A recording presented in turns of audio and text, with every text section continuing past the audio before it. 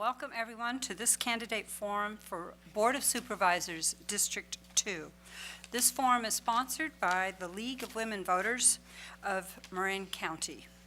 I'm Linda Jackson, and joining me today is Regina Bianucci-Russ as our timekeeper, and she's sitting here in the front row. We'll be collecting questions from the audience and appreciate your printing legibly, briefly, and addressing issues applicable for all of the candidates. There are 3 candidates running for 1 seat with a 4-year term for Board of Supervisors District 2. They are Frank Egger, Kevin Haroff, and Katie Rice. The candidates have been invited to make opening statements of 2 minutes. We'll begin with Frank Egger, then Kevin Haroff, and Katie Rice. So Frank, will you please start us off? And turn your mic on with the green button.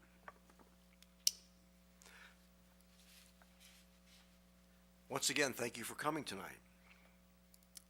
I have had the honor of representing many of you, either as a 7-term mayor of Fairfax, a 9-year Coastal Commission member, a 5-year member of the Ross Valley Sanitary District Board, or a 4-year member of the Central Marin Sanitation Agency.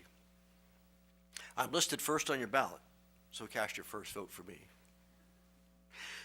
Elect me, and Marin will take back its lost environmental leadership. We will ban fracking, joining Mendocino, Santa Cruz, and San Benito counties. Monterey folks have just qualified a fracking ban initiative.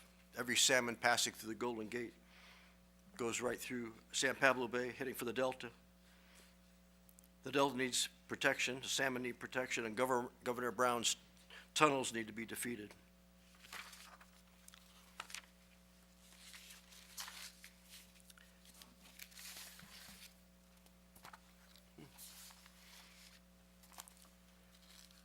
So, will it be business as usual for the next 4 years, or are we about to see major change?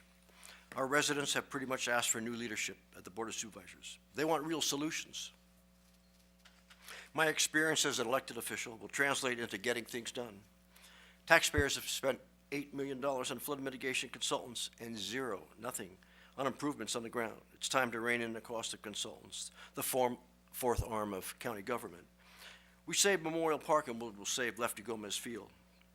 The county is the governmental agency responsible for homelessness, but they have left far too much of the burden on Santa Fe City Council. Supervisors need to implement Laura's Law.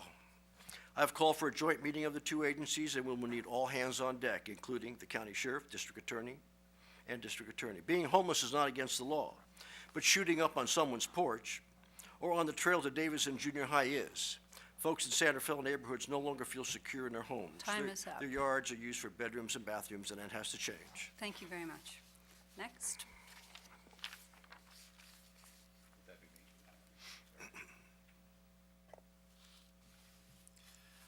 I want to thank the League of Women Voters for hosting tonight's event.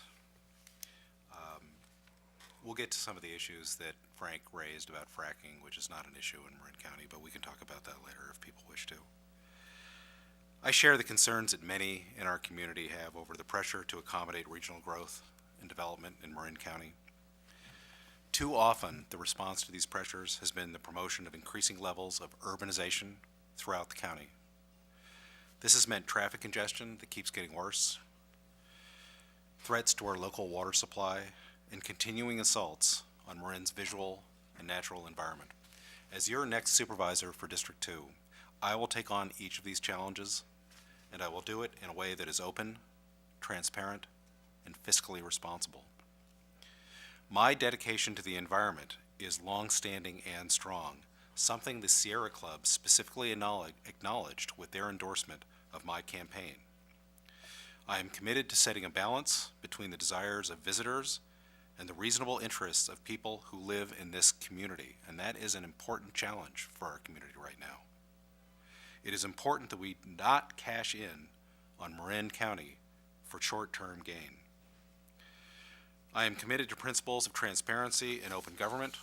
I am committed to resisting proposals to add more high-density development to green spaces along the 101 corridor. I am committed to enhancing environmental protections for our parks and open spaces, including a ban on the use of glyphosate-based herbicides on public lands. I am committed to dealing with our pension issues in ways that are both fiscally responsible and respectful to the needs of our public employees. And I am committed to running my campaign, in an honest and respectful way, focusing on issues and not on personalities.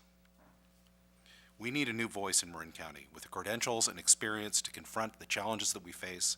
I'm prepared to be that new voice, and I respectfully ask for your vote. Thank you. And our next speaker is Katie Rice. Thank you, Linda, and thank you, League of Women Voters, for hosting this Candidates Night. It's an honor to be here tonight, and it's also been a great honor to serve the residents of District 2 as supervisor these past 5 years.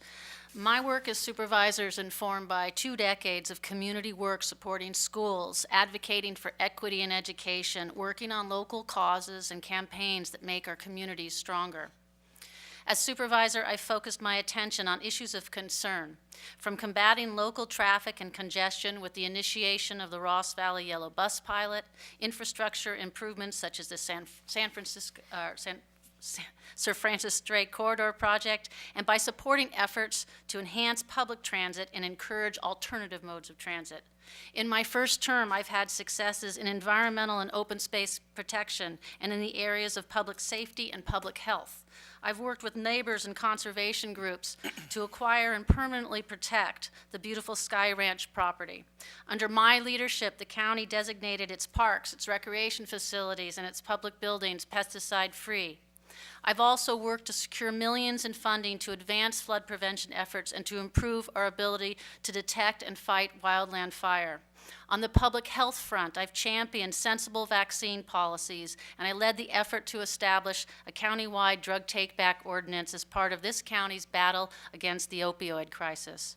Under my leadership, the county has funded and launched a 3-year, 10-bed recovery program for chronic inebriates and led the relocation effort for the 26-bed Helen Vine Treatment Center. On the mental health front, I've advocated for funding to increase the county's capacity to serve the seriously mentally ill and insisted on implementation of a targeted multidisciplinary effort to bring the most severely mentally ill off the streets and into housing and into long-term services. At my insistence, the county has partnered with the City of San Rafael in funding the Downtown Streets Team and partnered with the Faith Committee to support the current REST program. Thank you. Your time is up. Thank you. Thank you very much. And now it's time for the questions. The candidates will have 90 seconds, a minute and a half, to respond to each question. And we'll start with Kevin Haroff, and then Katie, you'll have, and then Frank, and we'll rotate that, the first person. Okay, as we go through the questions.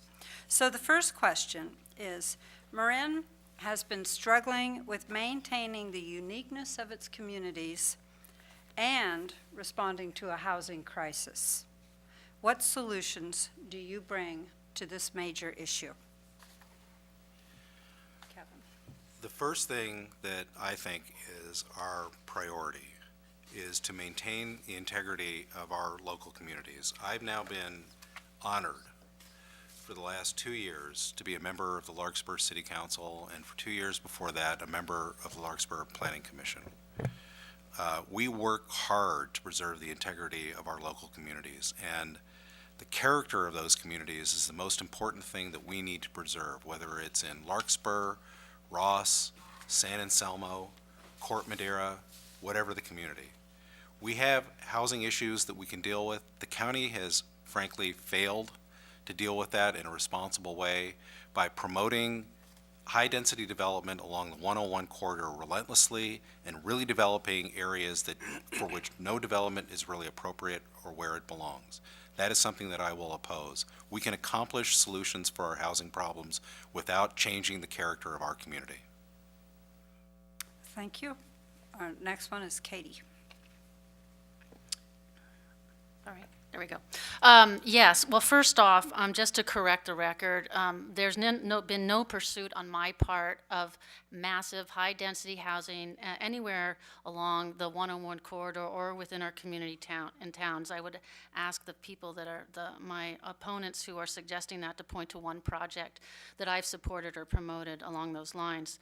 With regards to preserving existing community character, but also preserving recognizing and dealing with our housing crisis, I've turned the conversation at the County Board of Supervisors towards really stopping the bleeding. We need to maintain the affordable housing that exists through acquisition, preservation, partnering with affordable housing management and the Community Foundation to preserve what is existing affordable housing and deed restricted in perpetuity. We can also utilize second units, junior second units, incentivize those to expand what's available with regards to affordable housing. And we also need to and have invested in working with the property owners and landlord community to bring more people, more property owners into the housing voucher program that's vital for supporting housing for our most vulnerable.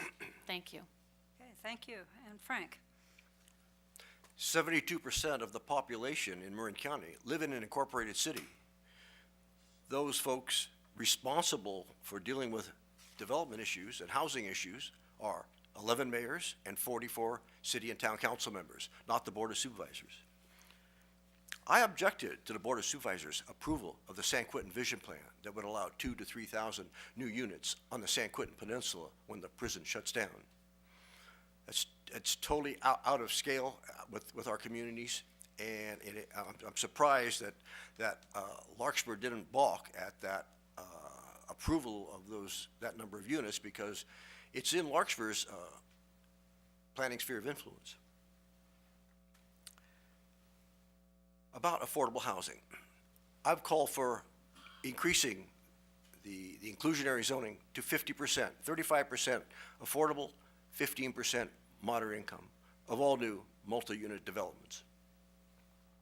Second units, junior second units, all contribute to our housing stock. You know, we've got thousands of second units that are not legal. They're not on our books, and we need to do everything we can to get them on the books, bring them up to health and safety codes and get them on the books and get them counted. Thank you. Okay, thank you. Our next question is related to housing. It is, if elected, will you support a permanent REST program? And Katie, you will start this off. Yes, I will, and I have supported finding, establishing, and making permanent our REST program. We just were at a gathering of the MOC folks around REST, and I made that commitment there as well. The county's been actively involved in partnering with MOC and the REST community in identifying a site and locating a site, and we have put money aside towards helping to make that happen. An emergency shelter or more emergency shelter is really essential. While we don't have the affordable housing we need for our most vulnerable, we need to have shelter in place, and we need to attach to that shelter, like the REST program, the services and support that will help people get into permanent housing, secure jobs and employment, et cetera. And then with my few seconds that I have left, I just want to correct the record on the San Quentin Vision Plan. That was a process that went on before my time, but I did check, and the San Quentin Vision Plan was never approved by the Board of Supervisors. Thanks. Thank you. And Frank? Sure. We were just asked that very same question at a forum in San Anselmo at St. Anselm's, and all three of us said yes, we would seek a location for a permanent REST program. If elected, I'll make sure that Marin and Santa Fe get their fair share of housing funds if and when the state housing bond is approved. That's $2 billion. We have other problems in California. You know, we had Governor Reagan shut down our mental health hospitals and institutions a number of years ago and put people out in the street. Now we have Governor Brown shutting down the last 3 development centers, and one is right up here in Sonoma at Eldridge. that means 400 people are going to be out of a place to live. So our problems are much bigger than just rest. And we need the Board of Supervisors to get onto that issue and try to stop the shutting down of the Sonoma Development Center. Housing is something that our communities are really concerned about, overdevelopment. And we don't have to become San Jose North to have affordable housing. Thank you. Okay, thank you. And Kevin? Yes, we were all three at the Marin Organizing Committee meeting earlier this evening, and yes, we all came out, I believe, I'm not sure about Katie, but I certainly came out in complete support of rest. So the answer is yes, that was the answer I gave in that context. I am in support of that. I would like to take the rest of the opportunity of my time for this question to respond to two things that both of my opponents just said. Supervisor Rice said that she had not supported development along the 101 corridor during the period of time that she has been a member of the Board of Supervisors. That is just not true. Supervisor Rice has been relentlessly in support of at least two iterations of the housing element for Marin, both of which supported high-density development throughout the Highway 101 corridor in a variety of different locations. Supervisor Rice is on record for doing that, and it is disingenuous to suggest that she's not. So let's correct that record. As far as Mr. Eggers' issues about junior second units are concerned, I have been a relentless supporter of ordinances that would accommodate junior second units. I've done that within my capacity as a member of the Larkspur City Council, but we cannot just willy-nilly approve inappropriate existing units that are not in conformity with ordinances because they're not safe. We can't just say that we are going to allow that to happen without appropriate administrative and regulatory controls on that development. Okay, thank you. The next question is, what is your opinion about Airbnb and its impact on housing for Marin residents? We'll start with Frank on this one. Sure. So Airbnb has had an impact, and the coastal communities are probably those that are most affected by Airbnb. I don't know how many units are listed in Marin County on Airbnb's website, but it's created some issues for housing. I guess folks would rather rent to an Airbnb guest for a short period of time for a lot of money, rather than having that unit on the market for a reasonable amount of rent. So, unfortunately, it's kind of greed that drives everything. The county is going to be dealing with it. I'm not sure if they have an ordinance now or not, but they need to be dealing with it. Most of our cities and towns are starting to deal with Airbnb issues, and so that has to play out. Thank you. The next person, Kevin. Thank you. That's actually a terrific question because during my tenure on the Larkspur City Council, we've had to deal with this issue repeatedly. And contrary to what Mr. Egger said, it's not a problem that just affects West Marin. It is a problem that affects every municipality throughout Marin County, including in particular the city of Larkspur, where I live. We have a proliferation of Airbnb units that are creating a variety of different challenges to the neighborhoods that exist within our communities. We've had to take stringent enforcement actions to deal with folks that are engaged in that activity in a way that is inappropriate and inconsistent with the character of their communities. We have an enforcement action that we've had to pursue because someone rented out their property for a short-term rental, and then the next morning after a Saturday night set fire to the front of their property and had to have the fire department come out and deal with it because the rest of the neighborhood thought that the neighborhood was burning down. We cannot allow short-term rentals in areas where the zoning prohibits that. My statement when we had that enforcement proceeding is that I won't tolerate it because it's frankly illegal conduct. Unless there is an ordinance that is properly developed that will accommodate that kind of activity, it is illegal, it shouldn't be allowed, and we cannot tolerate it within our communities. Okay, thank you. And Katie. Yeah, the Airbnb and short-term rentals in general are a critical problem actually right now out in the West Marin communities. More and more housing is now set aside for visitors, for vacationers, and/or is sitting vacant because they are second homes and the property owner doesn't even have the need to rent them.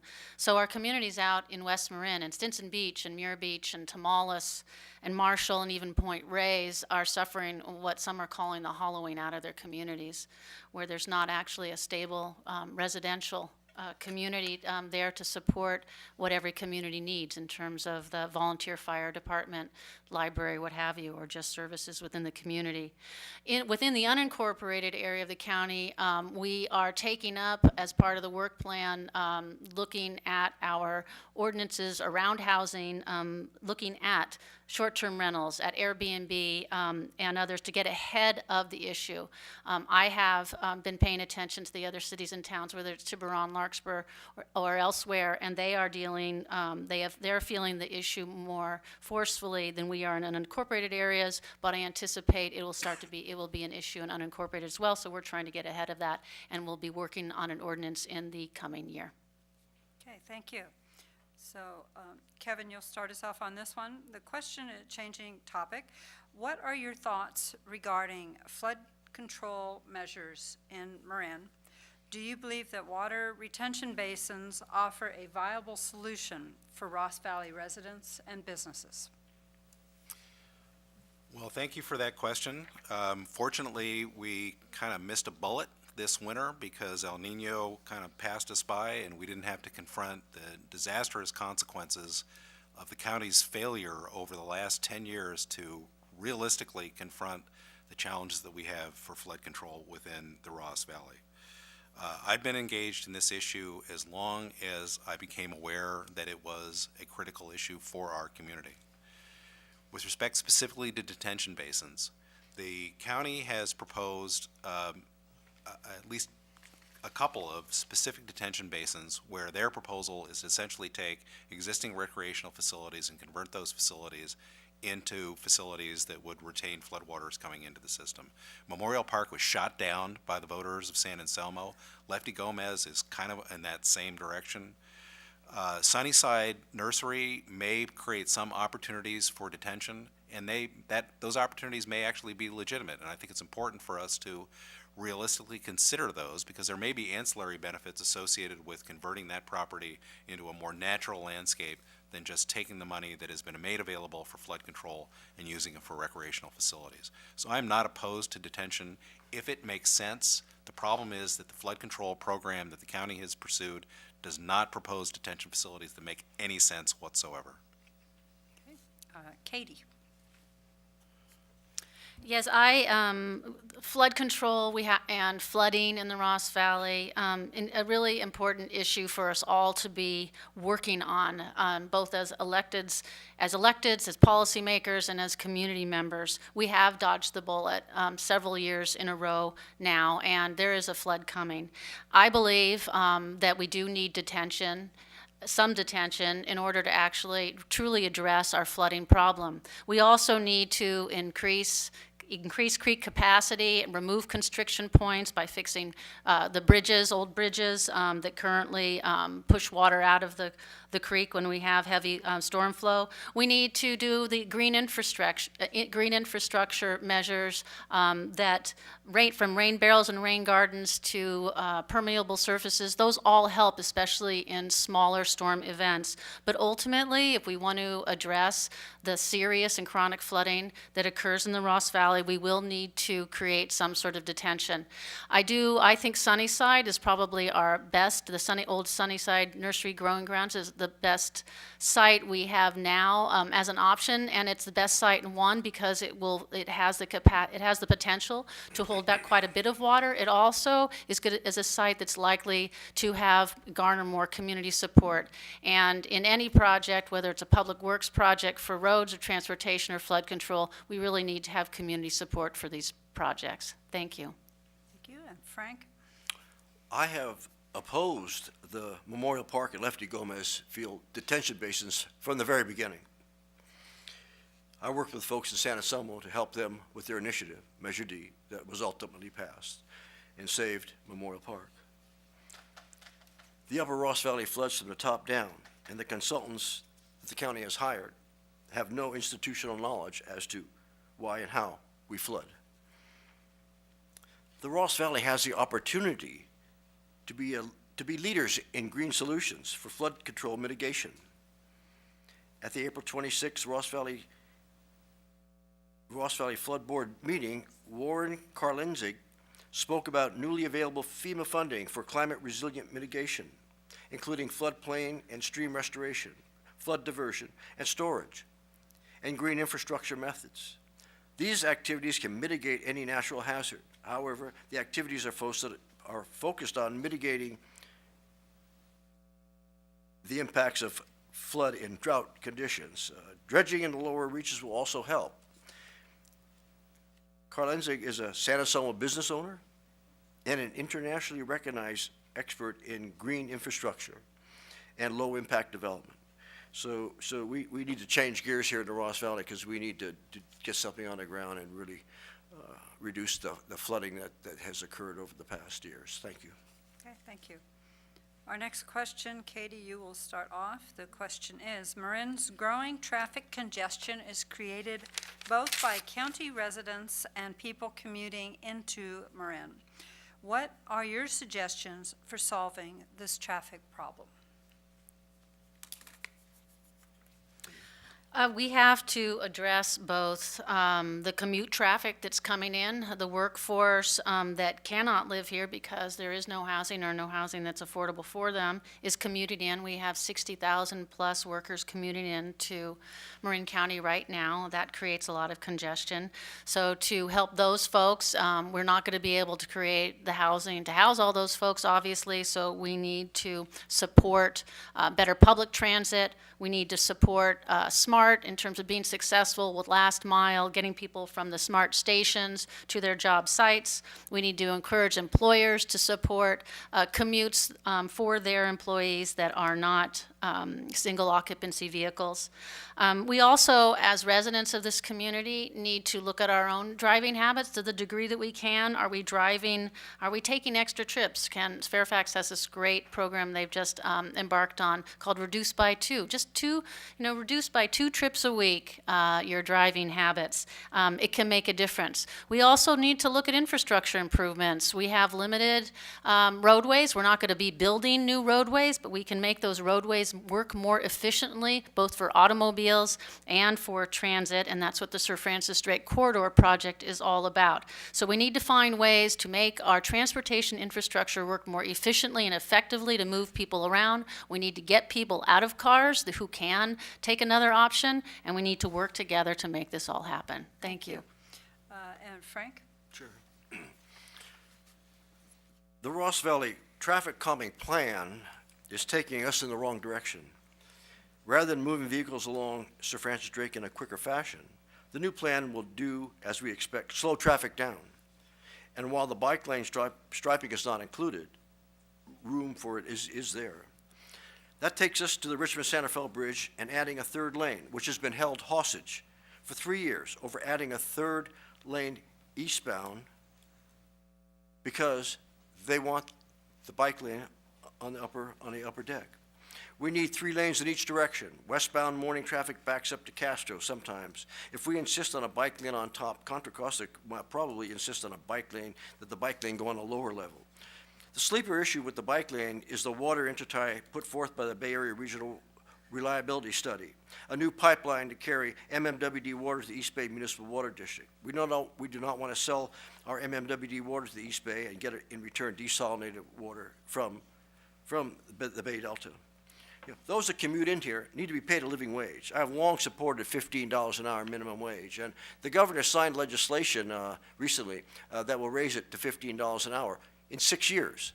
Low-wage workers can't wait 6 years to get $15 an hour. They need to be paid $15 an hour now, so if I'm elected, I will push for $15 an hour minimum wage now, not 6 years from now. As far as Okay, thank you. Time's up. And Kevin? Thank you. I'm not sure what the pipeline across the Richmond Bridge or minimum wage has to do with improving traffic conditions in Marin, but I appreciate that insight.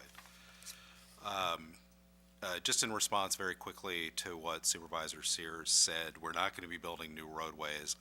Don't agree with that. We have a dramatic need for a new roadway, and that new roadway is the northbound interchange between 101 and 580 that will take traffic off of 101, that will direct it without traffic going through stoplights and stop signs in a direct interchange over to the Richmond Bridge. The third lane is going to happen, so I'm not going to spend a lot of time talking about the third lane on the Richmond Bridge.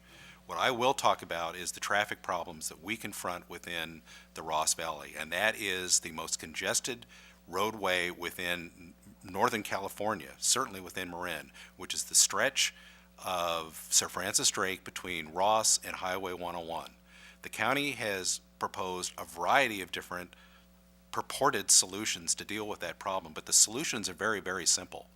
We need to repave that roadway. We need to reconfigure the lanes to make sure that we have 3 lanes going from west to east, and we need to actually implement a modern, computer-oriented, adaptive traffic signal control technology that will move the flow of traffic through that corridor without the kinds of delays that we experience every day.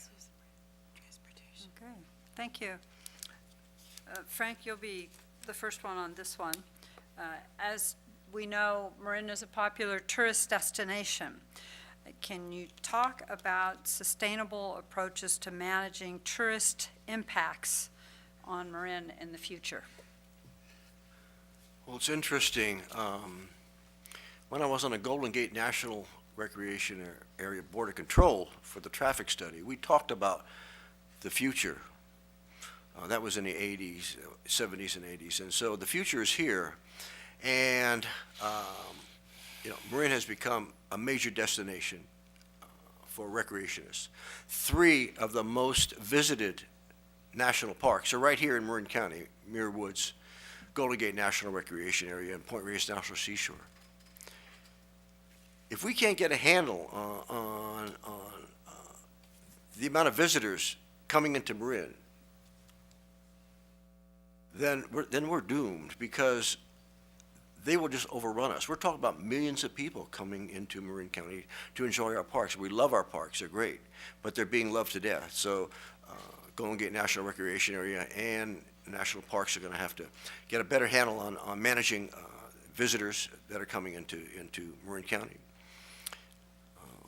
That's what happens when you become one of the most popular tourist destinations in California, and we need to better manage how the national parks implements visitor services and visitor access. Thank you. Thank you. Kevin? I worry very much that we, through policies that the county has promoted over time, are encouraging the transformation of Marin County into an amusement park. I welcome visitors from outside of this county to come and enjoy the natural beauty that we enjoy here as residents. And I don't want to turn people away. But I want to make sure that we've adopted reasonable and respectful policies that preserve the integrity of the open spaces, the parks, and the areas that we all moved here to enjoy ourselves. Over the course of the last year, the Mount Tam Task Force has worked, for example, with the county, with the federal government, and with the state government to develop a reasonable strategy to manage traffic going in and out of the Muir Woods area. The problem is that we don't have an effective course of action to make sure that the strategies that process envisioned are in fact being implemented.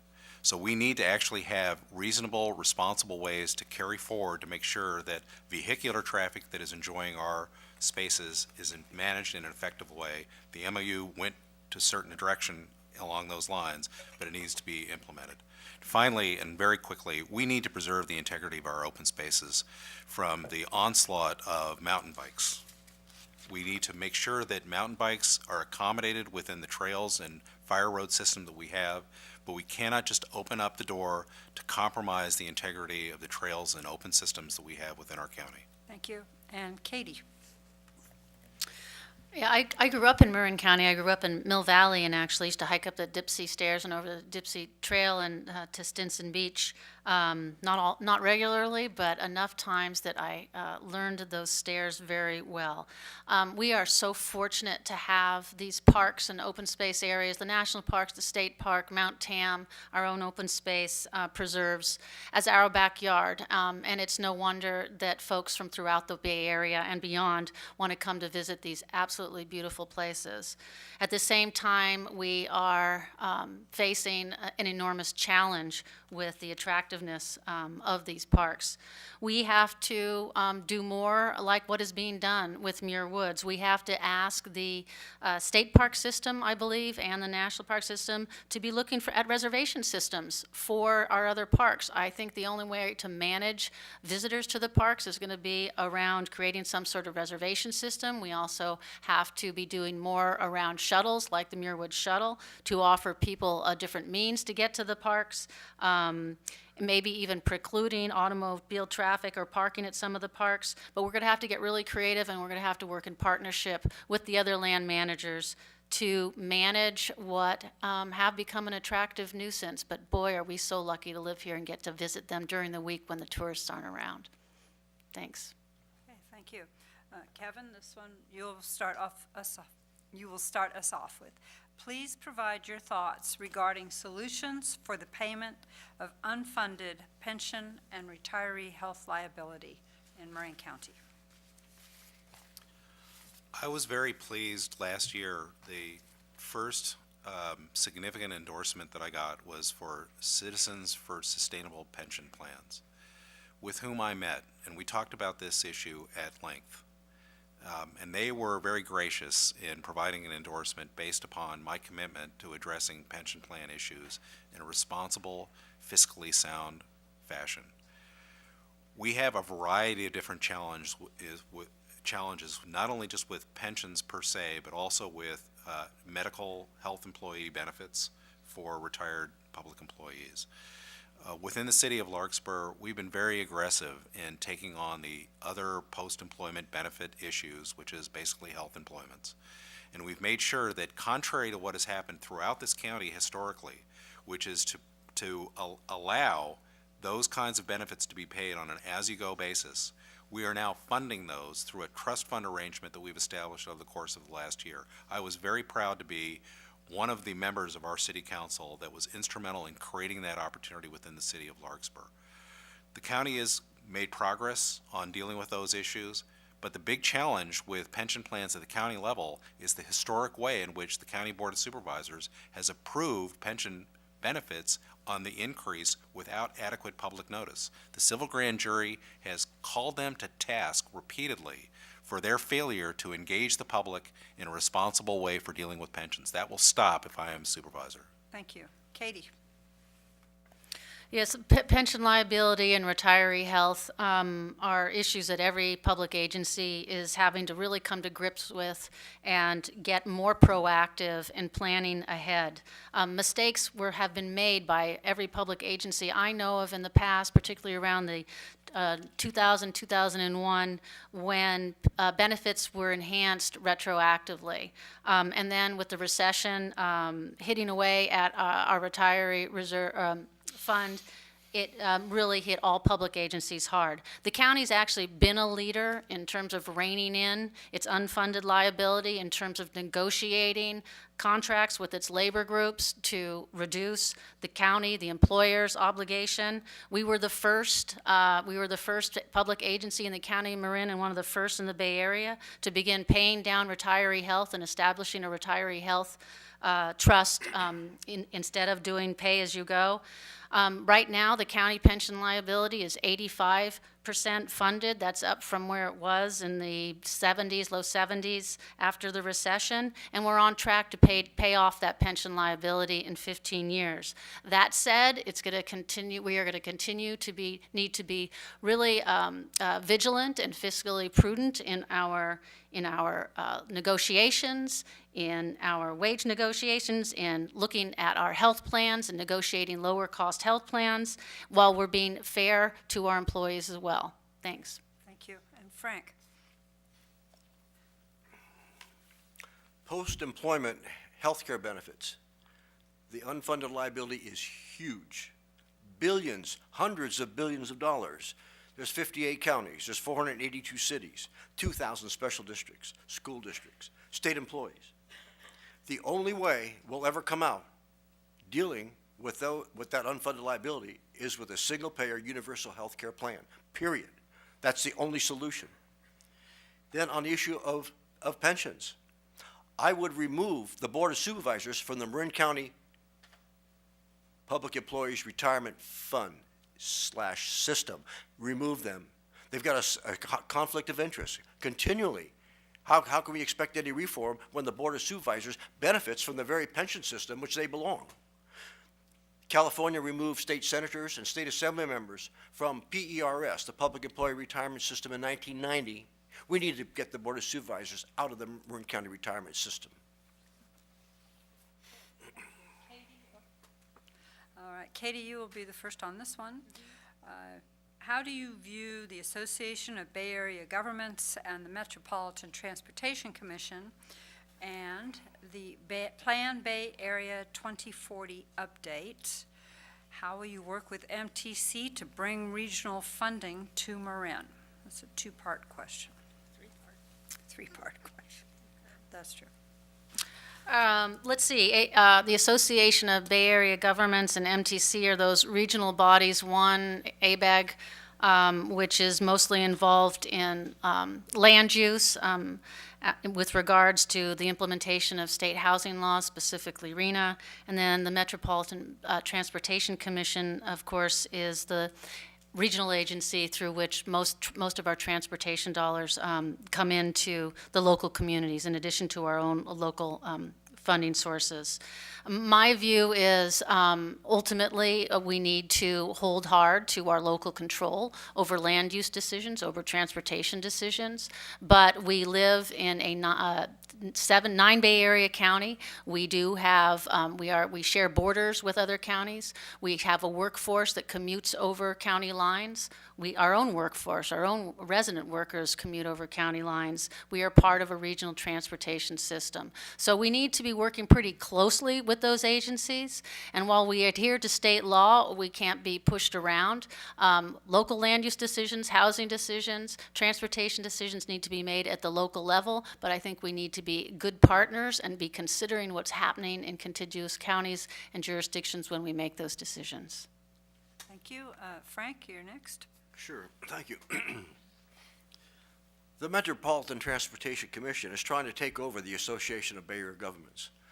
One's a transportation agency, and one's an agency made up of local elected officials that determine issues regarding housing, how much, when, where, etc. We need to stop this consolidation. I support Assemblymember Levine's legislation that if in fact MTC makes this move, it will be an elected body if in fact it gets through the legislature and the governor signs it.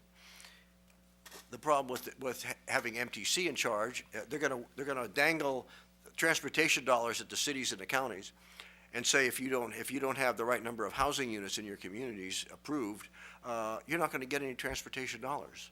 So I'm not used to having that kind of blackmail from a public agency, and we need to stand up to the Metropolitan Transportation Commission in this move to take over the Association of Bay Area Governments. Thank you. Thank you. And Kevin? I appreciate Supervisor Rice's comments about the importance of local control. Local control has been a principle that I have advocated relentlessly during the course of time while I've been a member of the City Council for the City of Larkspur. The irony in the comments that I've heard tonight is that if you look over time, Supervisor Rice has actually been one of the biggest proponents of regional control, a big advocate of ABAG and the exertion of control to transform our local communities into essentially a subordinate entity within the larger Bay Area community for which ABAG and MTC have been essentially directing our fate. I am not prepared to go in that direction. I understand state law, AB 375 in particular, requires all communities throughout California to have a sustainable communities plan that provides for planning for both not only housing, but also transportation.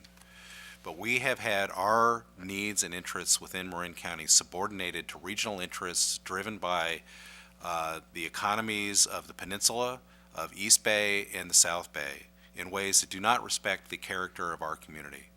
I think it's important for us going forward to reevaluate our engagement with ABAG, reevaluate whatever is going to come out of this process that is now being proposed to have MTC absorb ABAG and remove our ability to actually exert local control within our communities, and to do it from a North Bay perspective, not on a regional perspective. Okay, thank you.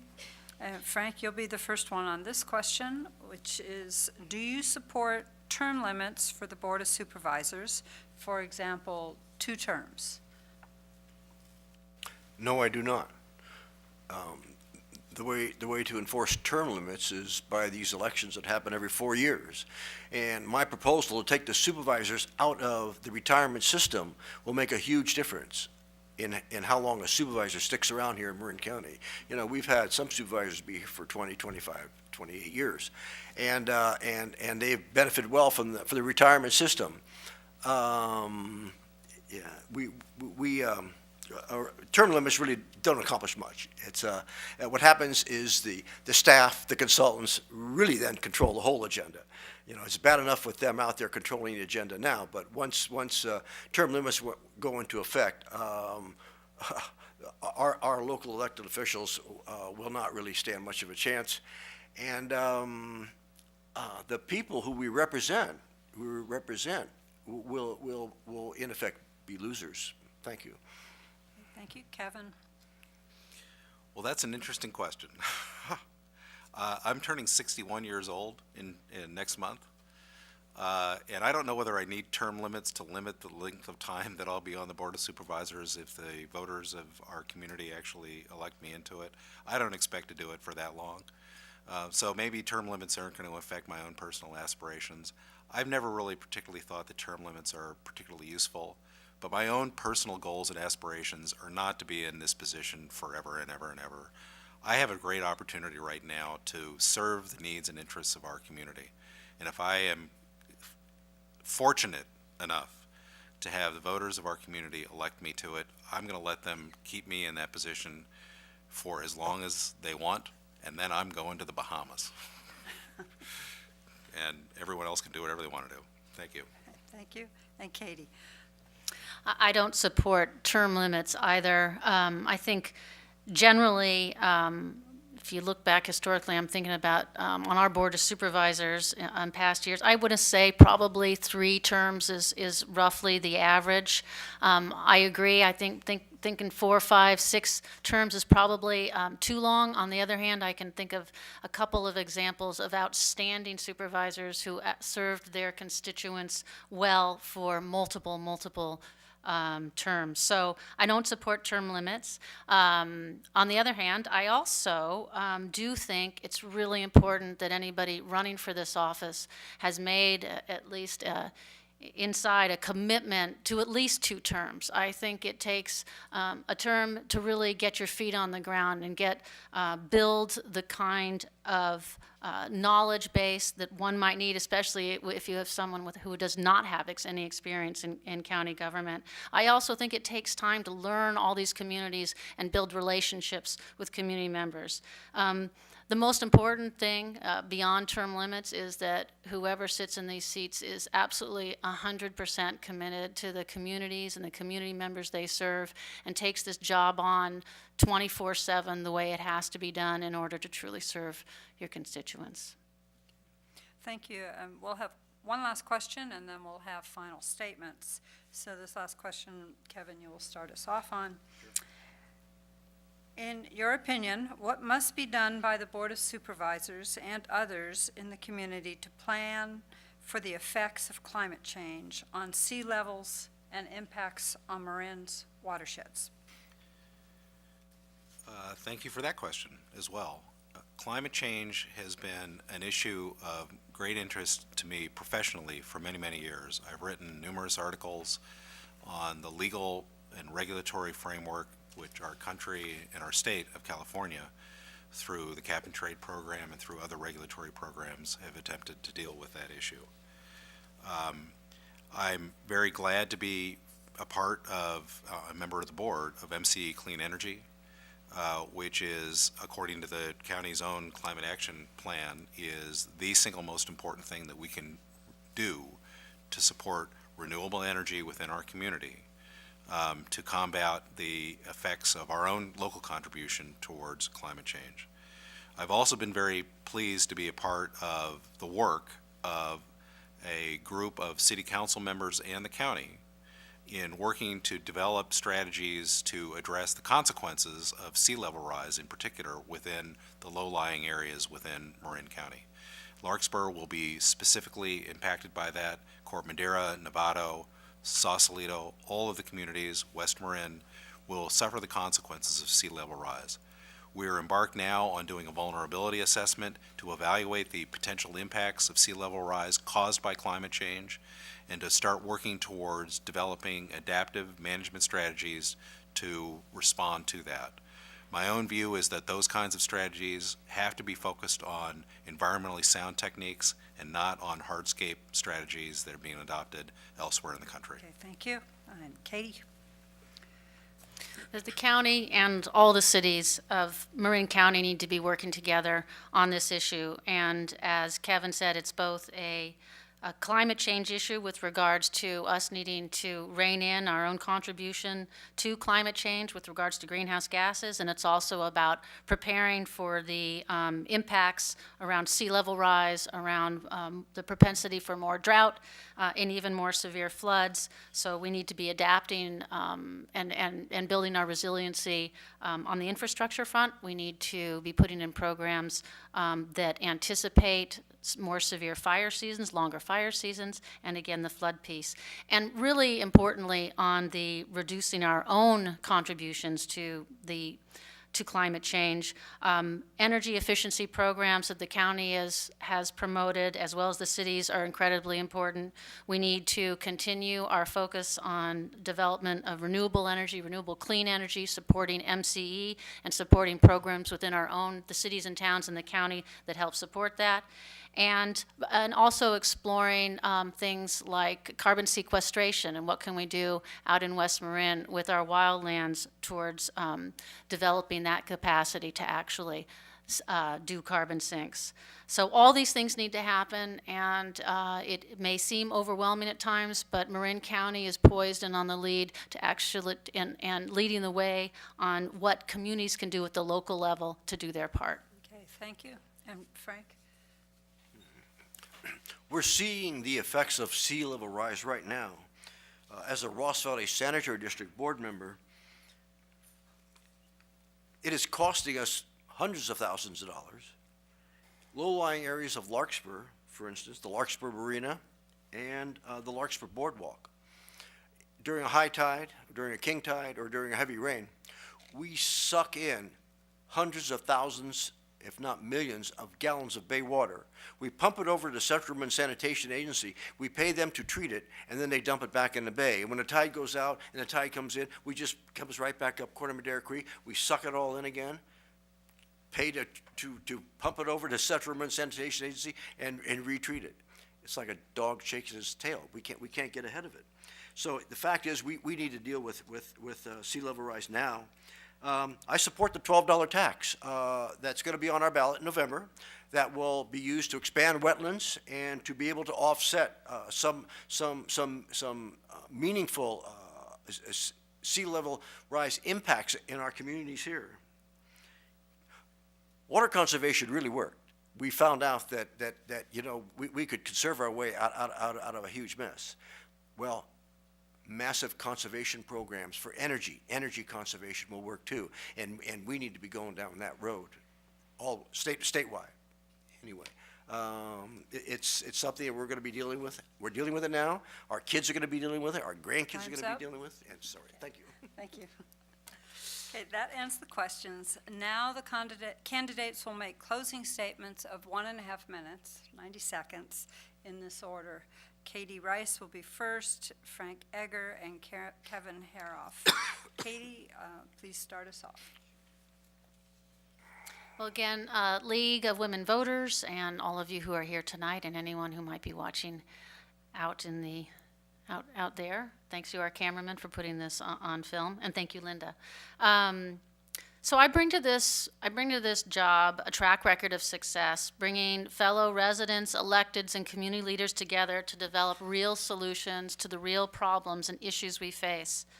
As a supervisor and as an active member of this community, I've earned the respect and trust of leaders throughout the district and the county, and that trust and respect is reflected in a broad and deep endorsement list that crosses institutions, issues, and communities.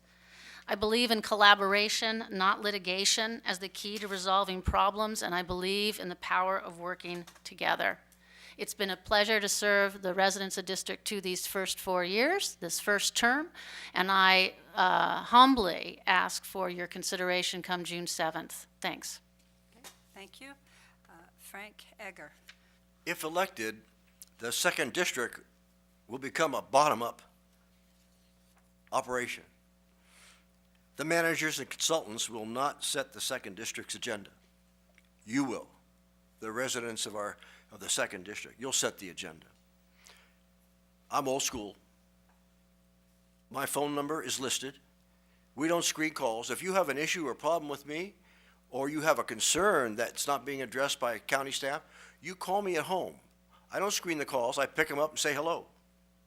I'm one of the most accessible elected officials in Marin County. There is a network of coastal counties passing bans on fracking. Fact is, Marin could be being fracked right now from Contra Costa County. We just don't know it. I'm endorsed by the Sierra Club, the California Nurses Association, the Social Justice Center of Marin, former State Senator Noreen Evans, Marin Water Board member Larry Bragman, Fairfax Council members Barbara Kohler and Peter Lax, Ginger Shooters Mason of Pesticide Free Zone, Sandy Ross from Health and Habitat, Mary Jo Rice of Earth Island Institute, and Todd Steiner from Turtle Island Restoration Network. Elect me, and Marin will regain its former greatness in leading the counties of the state of California in environmental issues. You know, 1.5 million square feet of new development in West Marin is unacceptable. Thank you. And Kevin Haroff. Thank you all for being here, whether you're here in person or whether you're watching on the video. I really appreciate, again, the League of Women Voters for hosting this event. I think it's a terrific event, an opportunity for us to all share our perspectives. And I'm also grateful for the endorsements that I have. I also have an endorsement from the Sierra Club, as I mentioned earlier, the Citizens for Sustainable Pension Plans, as well as many other community leaders throughout Marin County. I was reflecting a little bit on Supervisor Rice's comments about the importance of trust and respect at the Board of Supervisors level, and it's true. It's really important for those of us who are in that position or who aspire to that position to really encourage that as something that is a goal and an aspiration for all of us in our community. The problem is that over the last period of time, for a while, the current Board of Supervisors has not garnered that trust and respect. In the last year, the Board of Supervisors had to be sued because of violations of California's Sunshine Law, because of their unwillingness to take into account the needs and interests of public engagement at public hearings. That will not happen on my watch. I'm a very different person for either of my opponents here. I'm from the private sector. I have not spent my life within Marin's political establishment. I'm a lawyer. I'm very proud of the record that I have. I'm very proud of the accomplishments that I have, and I hope that distinctive set of qualifications will be respected in the election this coming June. Thank you very much. Thank you. So this concludes our candidates forum this evening. I want to, on behalf of the League of Women Voters in Marin, I want to thank the candidates for participating in the forum. For more information, you may want to go to the League's website, which is votersedge.org. You can enter your street address and zip code, and you'll be able to see your ballot. And there are links to the candidates, issues, ballot measures, and information about the voting process itself. The League of Women Voters of Marin also has important election resource information on our website, which is marinlwv.org. The League of Women Voters welcomes both men and women members, and we hope you will join us in our important work. Thanks again to the participants in this debate, and to Regina Bianucci-Russ, timekeeper, and to you, the voters, for joining us. Good evening. Thank you.